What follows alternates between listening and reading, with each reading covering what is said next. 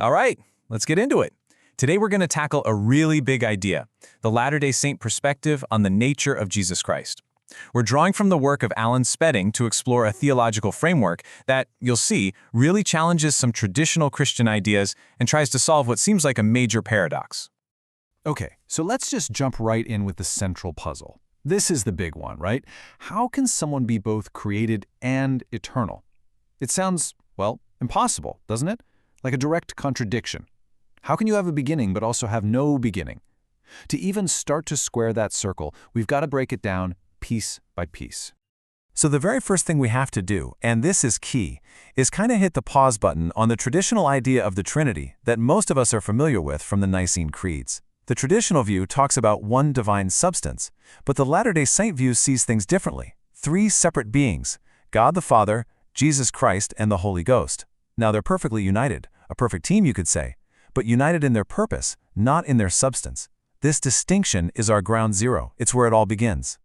All right, with that new framework in mind, let's get to the absolute bedrock of how this whole paradox gets resolved. It all hinges on one really unique and foundational concept, something called an uncreated intelligence. So what in the world is an intelligence? Well, think of it like this. It's the you-ness of you, the absolute core of who you are, your consciousness, that spark of self-awareness. And here's the wild part. In this view, that spark, it was never created. It's just always been there, without a body, without a form. It's the raw, eternal stuff that makes you, you. And this quote from Joseph Smith really just nails it down. He taught that this core intelligence is co-eternal with God. So long before you had a body, before anyone had even a spirit body, you existed as this unique, uncreated intelligence. And this doesn't just apply to you and me. Crucially, it also applies to Jesus Christ. Okay, so you're probably thinking, wait a minute, if that core part is eternal, where does the whole created thing come into play? That is an excellent question, and it brings us to the very next stage in this incredible journey. This is the first big step in progression. Now, here's where the definition of create gets a total makeover. In this context, it has nothing to do with making something out of thin air. Not at all. It's more like being an organizer or a builder. God the Father takes that pre-existing eternal intelligence we just talked about and gives it a form. He organizes it into a spirit body. And this amazing event is called a spirit birth. And this is where Jesus' unique role really comes into focus. He was the very first one, the first of all those eternal intelligences to be organized by the Father into a spirit. That's what gives him that special title, the firstborn. And in this framework, that means he is, quite literally, the elder brother to all of humanity. We all followed after him as spirit children of God. So we've gone from eternal intelligence to the firstborn spirit son. But the story doesn't end there. There's one more really important step that happens before we even get to the world as we know it, an appointment to a divine role. This part is so interesting. The title Jehovah, the God we read about in the Old Testament, that wasn't his identity from the very, very beginning as an intelligence. Instead, it was more like a divine office, a job title, a sacred role he received from God the Father, but after he became the firstborn spirit son. So the personhood came first, the divine role of Jehovah came second. And here you can see it all laid out step by step.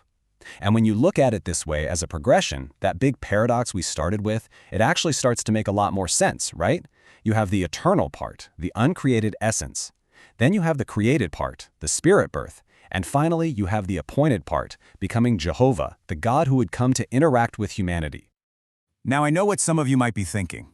Okay, that's a neat little sequence, but isn't it just playing with words? It still sounds kind of contradictory. And that's a fair point.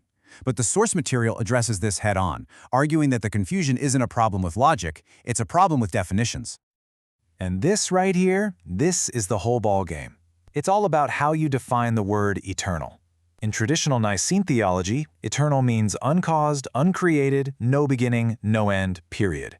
But in Latter-day Saint theology, eternal can also mean something that existed way back before the world began and has a divine, never-ending purpose, even if its specific form or role had a starting point. So you see, the big takeaway is that this whole framework isn't even trying to play on the same field as traditional Trinitarianism. It's not trying to fit inside those old philosophical boxes rooted in Greek metaphysics. It's basically saying, nope, We're starting fresh, with our own rulebook and our own definitions for these big, important words like create and eternal. Okay, so we've walked through the how of it all, right? The nuts and bolts of the doctrine, but now the source material pivots. It asks a totally different question. Not what is this idea, but where on earth did it come from? And the argument it makes is pretty bold. It says that a plan this intricate, this detailed, with all these distinct stages from intelligence to spirit to even potential godhood, is itself the proof of its origin.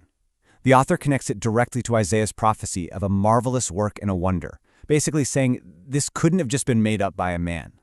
And this table really puts that argument into perspective. On one side, you've got Joseph Smith's profile, a young man, not a lot of formal schooling, from a rural background. And then on the other side, you have these incredibly complex, systematic, and deeply philosophical doctrines that were completely different from anything being taught in the mainstream Christianity of his day.